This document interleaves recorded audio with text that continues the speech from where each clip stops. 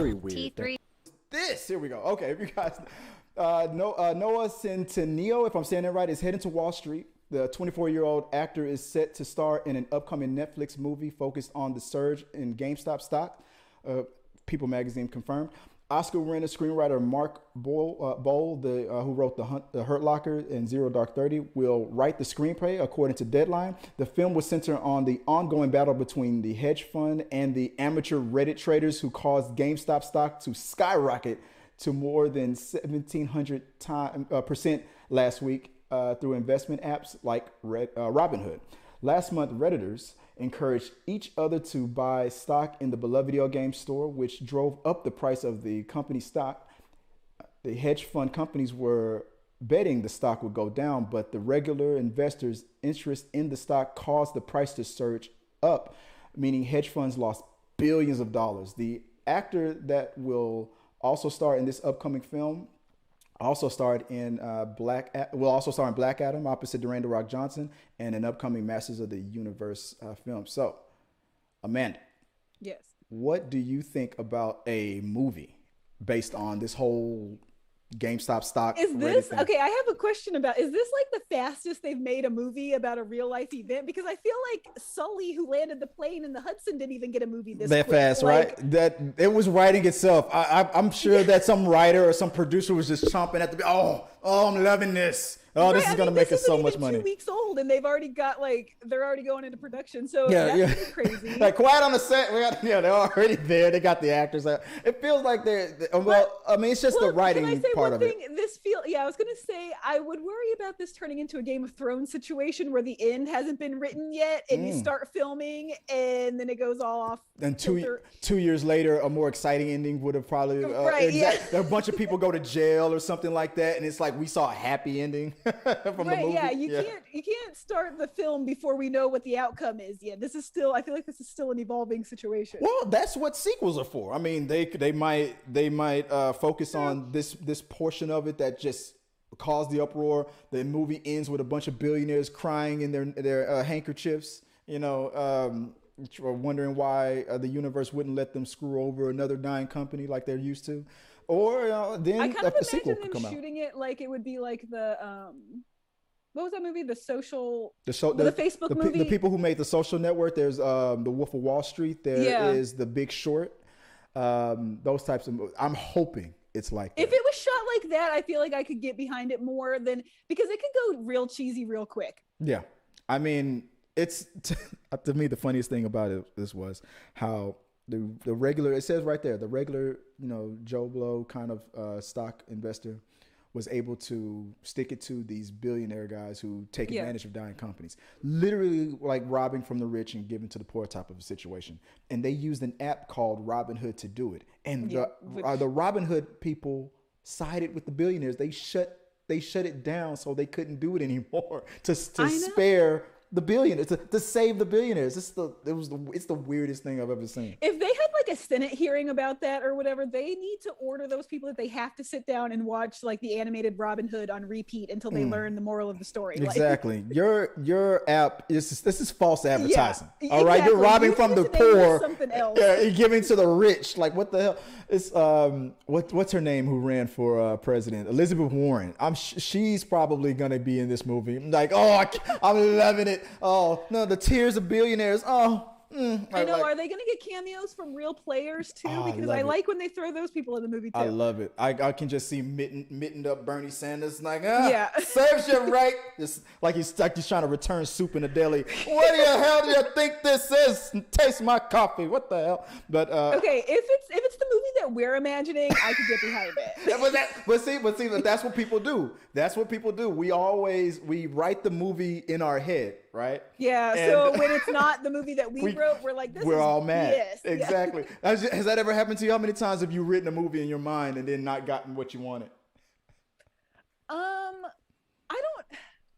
I'd say that happens a lot, but something that happens to me a lot, and this is why I have a problem watching movies. I love watching movies, but I hate when I'm already like, okay, I know every single thing that's going to happen, and that's exactly what I'm like. I'm just a layperson. If I could have wrote this movie, then it probably sucks. So right. No, I get it. I get what you mean. Yeah. Like I like a movie movie where I don't see things coming, or like, you know, the jokes are new, you know, just like fresh ideas. But I feel like there's such a push to just get content out in general, and Hollywood has always been, you know, guilty of that there's a lot of stuff coming out, but it's not all very good. And there's so many things that are so predictable. I'm like, can we throw one curveball in here at all? But you were right. Well, what you said earlier was spot on. That it's still, this whole thing is still unfolding. It's still writing itself. I would prefer, unless it's about the person who created the Robinhood app from the day he was born to when he invented the app until he, you know, got bullied by the billionaires to save him. What's the focus of the movie?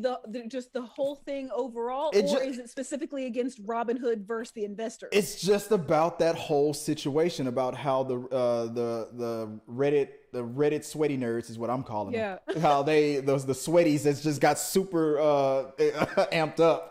And that's the other thing, like the cast, I'm like, who's gonna play the like quote unquote Reddit nerds? Because I'm like, if they cast all Napoleon Dynamites, like, come on, I don't want to. You know what I mean? Like, I feel like that. Like, is this Noah Centineo guy? Is he gonna be like the? I don't even know who that is. Who is that? I've never.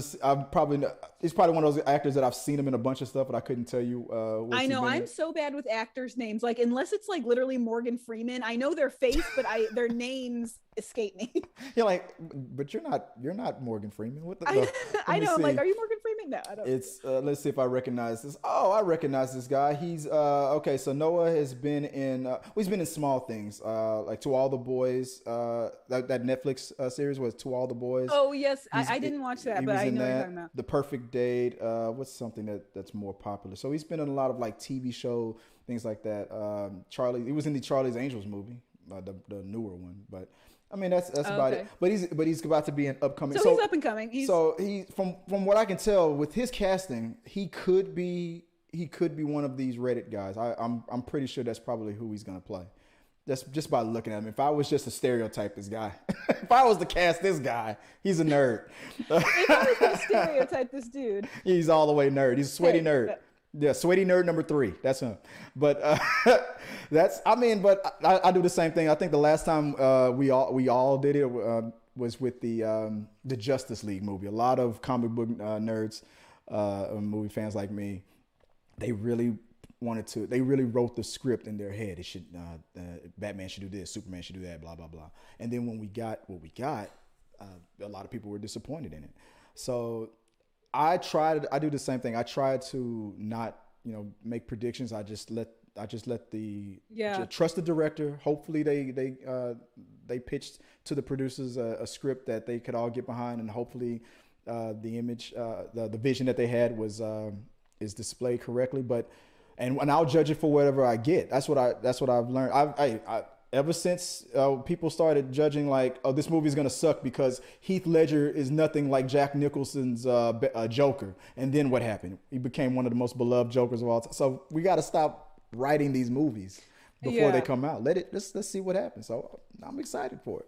Yeah, take it for what it is. Yeah, go in with an open mind. Go in with an open mind, and then But I do get it. Like when you have a fandom, when you're really, really into something, like you are invested in that and you want the story to be a good story. So when it's not, I get being very disappointed and all that kind of stuff. But at the same time, it's like you're a fan of what these people make, not what you think it is. Like you actually like what these people are doing. So, unless they're just completely driving it into the ground, like let the people work. Right. Exactly. I mean, I think a football coach said something similar to that. If I listen to 100% what the fans always tell me to do, then I'll probably be sitting up there with them in the seats next year because I won't have a job anymore. Oh, right, exactly. So yeah, it's got to be my direction. I've got a plan. Let me execute it. If it works, it's great. If it works, great. But if it doesn't, then okay, we can learn from this lesson and move on. We want it to be good. I'm thinking more for this storyline, maybe something in the vein of the Big Short movie. That had Christian Bale in it. But I wouldn't be surprised if they try to go a whole different direction. This could be a straight up serious drama for all we know. There could be some sad stories here we're not even aware of because we're so laser focused on what's going on the news. They might throw us a curveball and hit us with something hard hitting. So never know. Well, when this all washes out, like to see who comes away with what and who lost what, and I mean, it's going to be an interesting story to tell for sure. I hopefully they'll do it justice. I mean, there are so many good movies like that, like The Wolf of Wall Street and all that kind of stuff, where they show they dramatize these already dramatic real life situations, and they usually do a pretty good job. Yeah. But straight up, I mean, if you guys don't have a Bernie Sanders and Elizabeth Warren cameo in there, that's gonna be a deal breaker for me. We're going on Rotten Tomatoes. Yeah, mittened up Bernie returning soup in a deli. That's what I want. I will be leaving online reviews if you don't have Bernie Sanders and Warren with that mask on. You call this a hedge fund? No, look, I'm just saying. That's my Bernie impression, by the way. It was spot on. I know. But let us know what you guys think about that. And like I said, we'll talk about it. Put it in the box below, and we'll talk about it some more on possibly on We Got Your Mail. So let's go into the last topic. If you like what you saw, make sure to subscribe to the channel and please drop a like on this video. It really does help us. Also, don't forget you can turn on notifications so you don't miss a single review, react, why is that trending, or We Got Your Mail.